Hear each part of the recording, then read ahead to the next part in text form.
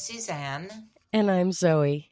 And you're listening to Sex Advice for Seniors. That's sponsored once again by SunsetSatisfaction.com, the lovely toy shop that we've created to fill your life with pleasure. And also, I would like to add this week that I am doing a little bit of an experiment, Zoe, whereby people will have access to our podcasts, the latest podcast, for 2 weeks.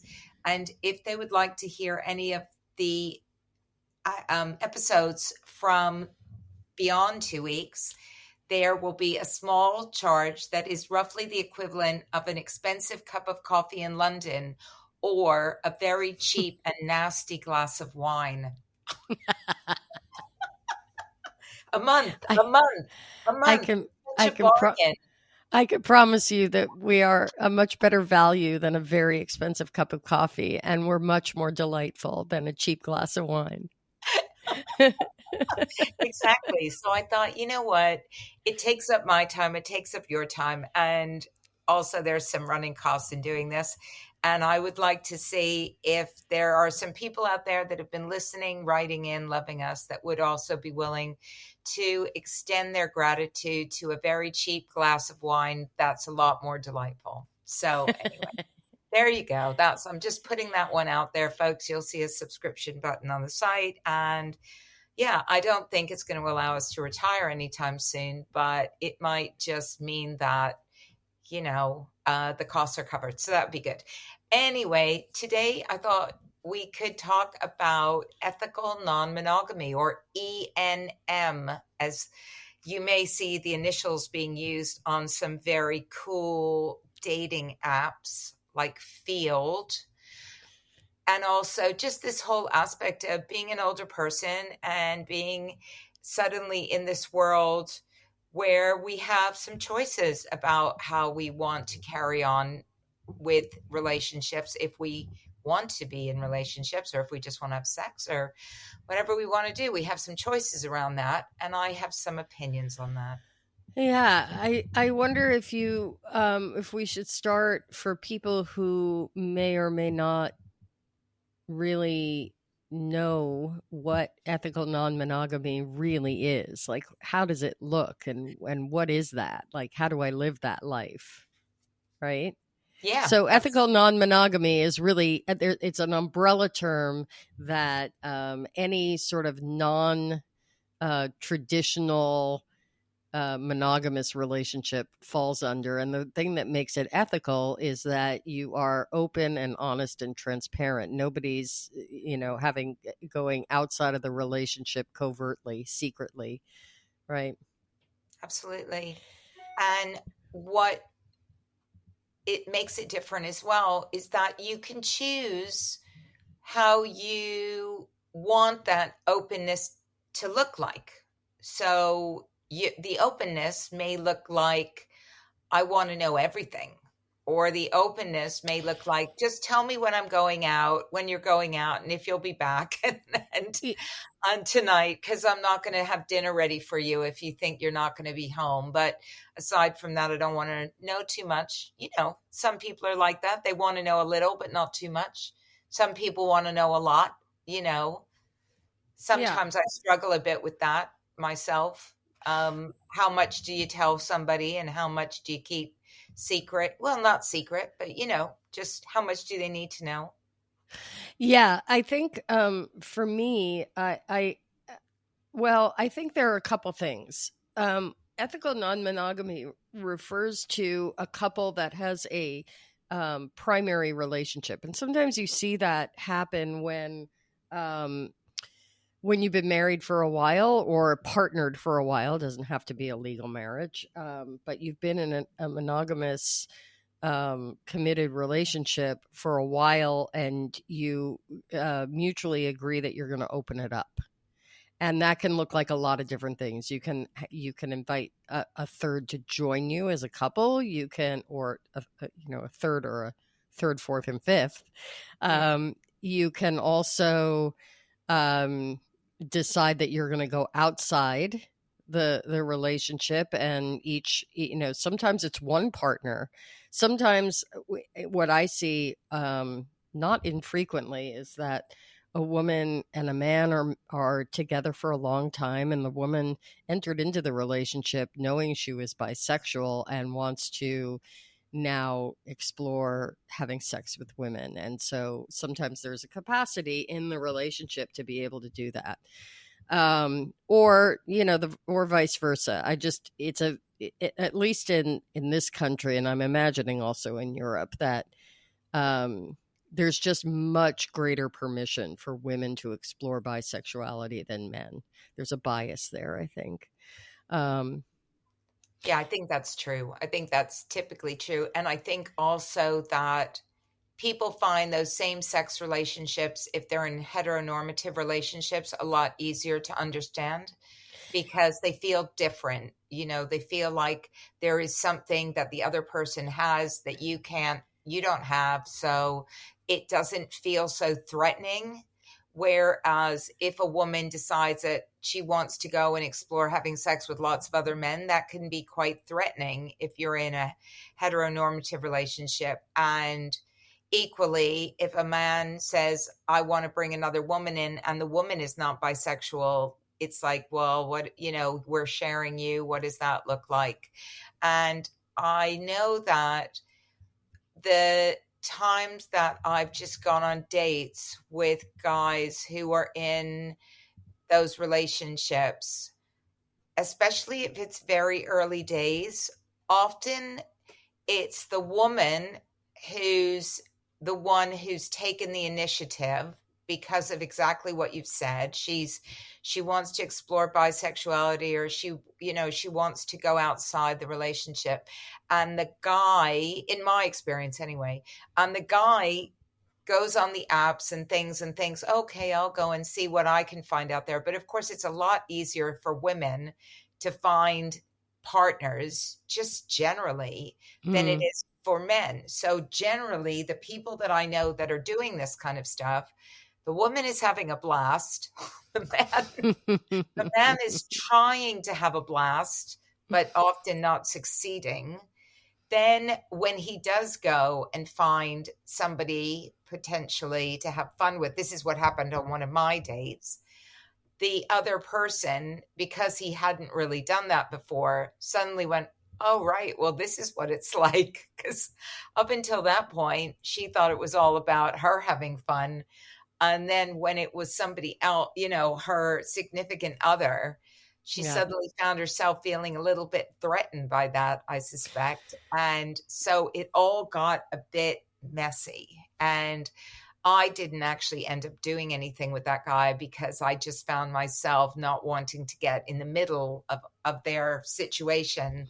And so I just went, I'm just going to take myself out of this. I don't really need this kind of level of complication. Yeah. Um, but there are clearly people I know who are negotiating this, trying to negotiate it. And I think it requires such a high degree of communication. It's just too much for me. The way I sort of talk to people about this in my work in the world and in my practice is that there's no one right way. There are challenges to monogamy and there are challenges to non-monogamy. It's sort of it's just, what do you sort of want to deal with? The the monotony of monogamy, or or the annoying sort of emotional landscape of, of non-monogamy. The other thing, though, that I want to sort of say is that, and maybe this is, I mean, one of the questions I have for you is, all about your deep, deep, feelings about your lifestyle and whether or not, I mean, I kind of want to get clear with people as an option, and maybe your listeners really know this because they've been with you for a long time, but um do you not are you not looking for a primary relationship? And that's another aspect. It's another style of non-monogamy, is like not that open, not a primary relationship that then gets opened up or starts open, but there's like, you have your person and you're checking in. So I know people who have a pod, right? And so then there's that aspect. And I also know people, and I lived this way for a long time. I just called it single, and maybe it is single, but I was not monogamous and not wanting to be monogamous. So when I would engage with men for a period of like 12 years in my 40s and early 50s until I met my husband, I would just say, like, you know, I'm available, but I'm not available for a committed relationship. Yeah, I think that's pretty much the conclusion that I've reached. And I was away this weekend with a bunch of women, mainly women, celebrating this 10-year anniversary of a couple who have been living very far apart but are together for 10 years. They live a 6-hour drive away from each other. And Oh, I I love just, that. That's which for is, me. I mean, yeah, for me, well, I can't drive that far because I just fall asleep on the motorway and then I would kill myself. So that's not really an option. But I could respect their choice of doing that, and the independence that they each have to live their lives in the way that they like, and seeing their own friends and having ones in the nature and ones in the city. So, they get the best of both worlds. I get all of that. But for me, one of the things that we were discussing in the car on the way back with this group of women was about the fact that they just didn't want to end up with somebody that they were going to have to look after. And they recognized that as we age, that's definitely something that you got to take on board. And one of them was looking after her elderly mother, which was a very full time job, woman in her late 80s. I mean, really full on. She doesn't really feel she's got room in her life for anybody else but looking after her mother. And the other ones were just about the disappointment that they've experienced in relationships where, even if they weren't looking after the man in the physical sense, felt like a lot of the responsibility for being a social secretary was being placed upon them, for planning activities, and for just generally introducing them to a world of friends and people, because often these older men didn't have large social circles. And I certainly know that type of relationship because I have found myself in it more than once. And so I know that I tend to attract people who look at my big group of friends and just think, I get her and I get her stable family and I get a big group of friends. Yeah, I'll have that. Well, you know what? That's not really on offer. I don't really want to do that anymore. So I suppose the choice I've made is, until or if or when or if never I find a man who is capable of looking after himself with his own group of friends and an active social life that doesn't have to always involve me, then my current choice is I would rather just have casual relationships with men where we can just have fun together and then we can go our separate ways. And that's it, because I haven't found a way of having a satisfactory relationship that worked for me. Yeah, I actually was you Yeah. for a very long time, and I really loved that lifestyle. I loved living that way, and I actually really like, in my head I would think, "Oh, maybe someone will come along and and it'll be someone that I want to be with, long term." And I was concerned as I age also, like, how fuckable I'm going to continue to be, Yeah, yeah. frankly. Um when you're married, like, they're stuck with you. And so they'll I mean, that's part of being a single woman if you want to be fuckable, is to keep doing all the things that makes you fuckable, right? I mean, it's I it's a mean, bit it's a bit of maintenance, but it's no more maintenance than I would want to do anyway, as to age in a healthy way. So, right, right. I still wear red lipstick no matter what the situation. Like I wake up and my personal trainer sees me at 9 o'clock in the morning with red lipstick. Like and I'm not interested in fucking him. So Yeah. sorry about that.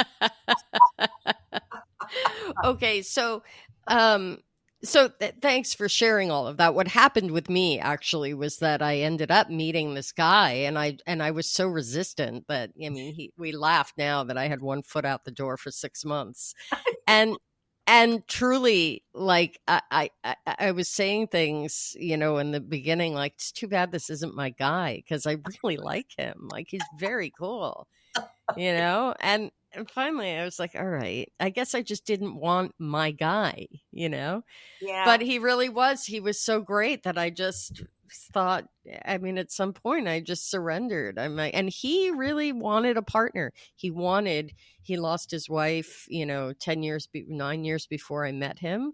yeah, uh and lost she had she passed away, and he really wanted a companion. He wanted another love.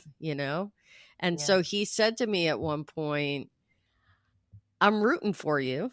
Uh, you know, this is your audition. I'm rooting for you. I really hope you get the job. But, I know what I want, and if you don't want that, then at some point I'm going to move on. yeah. And then it got to that point. And I said, okay, wait a minute. Don't go anywhere. But I think, we can't, it sounds to me like there's always in the back of your mind, I suspect as a woman, there's always a little inkling of what is there somebody that's that guy, that right guy, right? Yeah. And but I don't, I've kind of accepted the fact now that whilst that's a really great idea, and maybe there is that great guy, I don't know, but maybe there's not. And if Mhm. there's not, I'm not going to spend the rest of my life pining after something that's just not going to happen. I mean, Right. if that person comes along, then that's great. But Mm. in the meantime, I am very, very, very clear with people that I'm not monogamous. I'm not with anybody. There are a few people that are around. One maybe a bit more regular now than the others, but he's also with other people, so that's okay. And I always feel very, very settled when I'm in this place. That's what I notice about myself is I have to kind of squash the little voice. It's always going, oh, but maybe there's a guy out there that's good for you. No, because I'm always so happy when I'm just doing what I want, just like this. I'm so happy. And I have to keep reminding myself, look how happy you are. Because the reason why the little voice keeps talking to me is because society keeps telling me that this is not the appropriate way for a 62-year-old woman to live her life. There's got to Mhm. be something wrong with me. There's got I'm dysfunctional in some way. I'm an avoidant. I'm some other bullshit term. But I just think maybe there isn't anything wrong with me. Maybe this is just it. I think you have it right. That's a cultural narrative that doesn't need to exist, and doesn't exist in many cultures. Yeah. We're all human beings. We all have the same body parts. We all have the same brains. We all have the same hormones, and the rest is social structure. Social constructs and these agreements that we make, and not even just agreements that we make. There's that as well, but there are systems that we have to operate within, and Yep. so Yep. um, Yep. I I, mean, I I'm think, as I said to you when we were talking about this before, what I've discovered though about being this person in this way, feeling happy about this, is that obviously there's a lot of people now, older people, that are exploring these lifestyle choices. And while still being very, very in the headspace of the right thing to do for me should be to go and look for a long term partner, right? Because that's what they know. A lot of these, a lot of people I meet have been married 20 years, 25 years, whatever. They emerge from these relationships. They get on some of these alternative lifestyle apps. They start dipping their toe in the waters of non-monogamy, swinging, fetish, BDSM, whatever it happens to be, right? And they're really curious. They want to explore, and often they bump into me, right? Because I'm kind of wandering around, I'm bumbling around in this, right? And they bump into me and they think, God, she seems kind of cool. Let's hang out together, right? Let's hang out. And I take them to some places and I'm doing all the things that they've thought about maybe, but they've never done before. So I'm like this, I'm kind of opening their eyes to all of this stuff. The problem often arises for me is that I'm thinking, oh, yeah, this is really fun. We're having a really good time. I'm really enjoying this. And then the next thing I know, they found somebody who wants that stable relationship, who, everything that they are familiar with, everything that gets them right back in the old comfort zone of their 25-year marriage or whatever, but with all the freshness of a new relationship. And the first person that gets dumped, it's me Yeah. every time. So I kind of get a bit angry about all of that because I'm like, I'm not a fucking toy, I mean, I have a heart and a brain and and you need to treat me like a human being. And often I don't feel I am being treated like a human being because they've never met somebody that does what I do. Yeah. Well, and there's an aspect of all of this that's kind of like makes me want to ask you, so what exactly is your what are your requirements and what are your boundaries? Like are we talking about, certainly if you're non-monogamous, is your expectation that you have ongoing relationships for multiple times? And if so, there's what I think I hear you saying is, regardless of whether you're the only person I'm having sex with, if I'm having sex with you multiple times on an ongoing basis, there is an emotional component. Even if there isn't a possessiveness or an attachment, or I want to be exclusive with you and I don't want you to have sex with anybody else anymore, there's still an emotional component that needs to be properly addressed and completed, or right? Exactly. No, exactly. I mean, look, Yeah. my ideal situation is just like three people or whatever that I just have an ongoing thing with. I had that for a significant period of time in my 40s. I really liked it. I got to know them. There wasn't the drama of a one-on-one relationship. We had a good time. We became friends. We didn't go and do like art galleries and stuff, Well, maybe some of them I did sometimes. I don't know.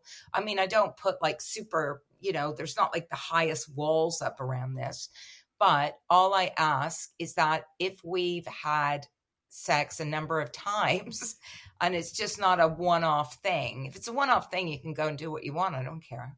But if it's a few times, I think I'm owed something that's more than that was fun, goodbye, my apologies text message, Yeah. which is what Yeah. I've sometimes had. You know, just let me know where I am with stuff because I am cool about if you want to go find the love of your life and you think you found them, brilliant. You go off and do that. I'm not going to stop you. But yeah, but a sort of respectful, um yeah, like present, sensitive Yeah, communication around that. yeah.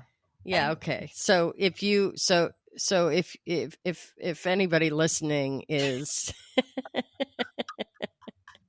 thinking of dumping me now or anybody, or anybody.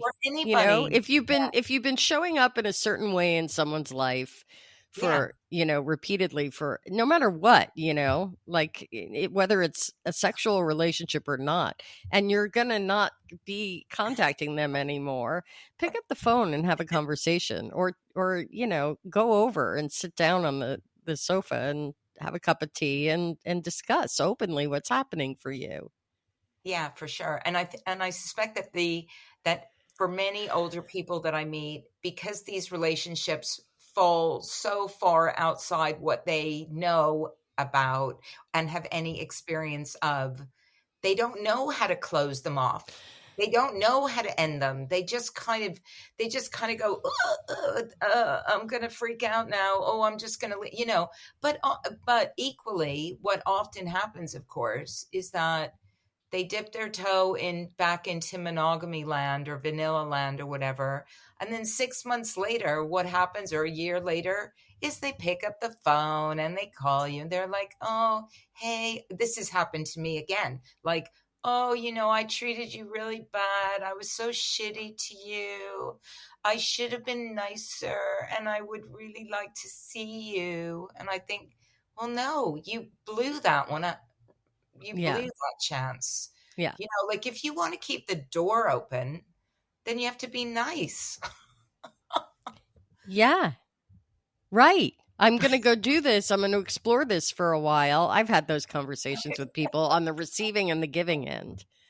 I Yeah, met somebody, then I'm going to focus there and explore on that. And, if it doesn't work out, and I'll get back in touch. And if you're open, then we'll, resume. meanwhile, see you around. Good luck. Exactly. Yeah. Yeah. Yeah. And I just think with our age comes a certain level of, and well, any age really, but does come a certain level of responsibility to just be nice, be honest, be open. And that applies, especially if you are in an ethical non-monogamous relationship, or if you've decided that you want to explore alternative lifestyles, if you want to get into casual sex with people, whatever you want to do. Look, you don't have to, depending on what the level of communication is that people want. And I know I've been have some friends where it's like, I need to know everything. And for me, I don't need to know everything. Like if you tell me, oh, I'm going to go spend the weekend there, I know what you're doing. Like I'm not an idiot. Just like go and have fun. Good. Have fun, enjoy, and I'll see you around. Oh, Right. but I do think that there's, wanting to know everything can for some people, I'm not one of them, but for some people, I totally understand and celebrate if what they need is to have a lot of information so that they feel like there aren't secrets and they're not totally left out. And that's just part of the dynamic for them, and it works for them, and that's great. I think there's also a set of people for whom it's not really so much about safety, but it's a way um, of like keeping it hot. Like yeah, they get off on hearing what their partner did. That's part of it, and it's part of the motivation to do it. And so that can be hot as well. I, I'm I'm not one. I'm actually quite monogamous. I'm either totally single and don't want to have any of these conversations at all, yeah, or I'm monogamous. I have found that in between thing is too complicated for me. I don't enjoy it so much. So like yeah, unless we agree that we're monogamous, you can assume I'm having sex with other people and dating other people, and I don't want to talk about it because it's none of your business, because we're yeah, not in a we're yeah, not in a like that kind of relationship. So yeah. I mean, when I first started exploring all of this stuff when I left my marriage, I didn't really know very much. So if I think back to when I first got into all of it, I I still was wanting something that was more long term and more secure. And that is what I knew from having been married. So I naturally gravitated towards that, even as I was in situations that I knew were very temporary. I still was hopeful all the time that maybe it might lead to something else. I think partly as a result of being postmenopausal. And so I don't have all those drama hormones going through my body that make all of that activity active in my brain around like desperation to be sick, that kind of yeah, security. I'm much more kind of level about all of it. But I do recall that in the early days of this, exploring all of this kind of these worlds, I did want a high level of information, sexual information around what people did, because it diluted the intensity of what they'd done for me. So the more they told me, the less I felt left out, and the more partly I got turned on by it because I felt the other person was being so indiscreet that it was really exciting that they were Yeah. letting me in on all of the stuff that they'd done. And Yeah. so I use that. Oh, I use that as a way to play with jealousy. I found Mm-hmm. a really good way for me to play with jealousy, and to make jealousy work for me in a way that it didn't when I didn't know anything. So Right. I really got into that. But as I become more comfortable around people having multiple partners and being on a more casual level with them anyway, I don't really have any desire to know anymore. I have to say, like, I it might be sexy, maybe, but I kind of don't think so anymore. Like, I don't. Yeah, I just don't feel that way now, like I used to. Yeah. It's very interesting, and as I'm settling into menopause, Yeah, I or post menopause, I should say. I mean, we use yeah, that term menopause and post menopause kind of interchangeably, but I think actually the menopause is that actual moment that you stop. yeah, yeah, Um, and I think I've just sort of settling in, and I'm noticing now that I'm sort of not in that moment where I'm trying to cling to youth. yeah, yeah, yeah, That, like, and just being open and exploring and re-meeting myself and what my erotic mind and my sensual body, like, what's going on there. And I'm slower to orgasm, I have less sensation, I yeah, think about sex a lot less. yeah, I go through periods, where I'm super turned on, and then I go through periods where I don't really want to have sex. yeah, yeah, And so, it's pretty interesting how that evolves. I think what we're getting at here, what we're arriving at together, which is not surprising, and I think anybody who is non-monogamous will say that the most successful sort of execution of that relationship paradigm involves a lot of self-knowledge yeah, for sure. and ability to communicate and willingness to communicate. Yeah, That's really, there's when there are multiple players and there are multiple dynamics and there are, there's no one way. When you're married, we have a lot of information. Like, we are groomed to yeah, be in a monogamous relationship with classic sort of expected behaviors and thoughts and perspectives in that. um but it's when it's sort of open, and there's so many different varieties and options and how you live that way, live non-monogamously.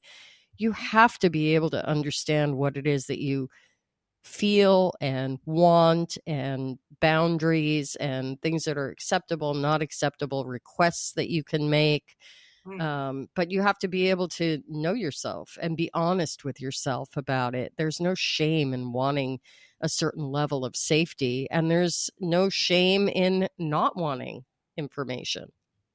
no, absolutely. And I think that's, it's a good place to close it off, and to consider whether you have the skills and the ability to be able to communicate your wants and needs with others in a clear way without asserting blame, and just being really honest with yourself as well about what it is that you want. And I know that for me, it has taken me 62 years to get here. So, I do think that if there's ever a time to do this, sometimes it is when you're an older person and you are capable of having those, emotion, not dramatic conversations, but just, look, this is what I want, and this is what I'm expecting of you. And if that's not going to happen, then